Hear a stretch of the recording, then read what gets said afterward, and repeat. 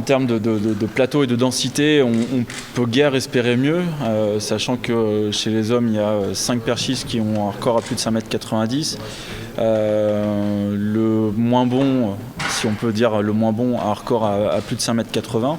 Et chez les femmes, elles ont toutes fait au moins une fois dans leur carrière 4,60 m. Et sachant que les meilleurs ont un record à 4,90 m, avec les 2 podiums hommes et femmes des championnats du monde de Pékin de l'été dernier. Donc comme on dit, des fois, on a peut-être mieux que sur une finale olympique parce que là, on n'a pas de qualification, donc il n'y a pas d'élimination possible. Donc ça, c'est un vrai plaisir. À l'époque, Donetsk qui était organisé par Sergei Bubka qui était en activité. Et là, maintenant, le All-Star Perche est organisé par moi-même qui est aussi en activité.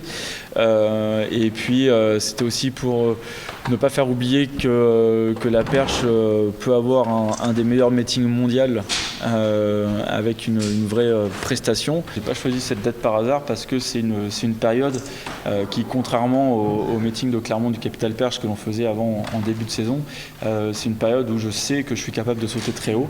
Donc l'objectif justement de faire le plus beau et le plus grand des meetings, c'est pas de le mettre en janvier ou c'est pas de le mettre en avril parce qu'à ce moment-là on sait qu'on peut perdre 10, 20, 30 cm très facilement.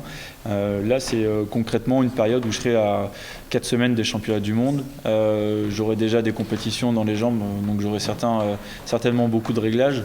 Et c'est une compétition où les 6 mètres sont largement envisageables, voire peut-être plus. Le but de faire une compétition, c'est que ça soit homologué. Donc après, on a des géomètres qui passent pour valider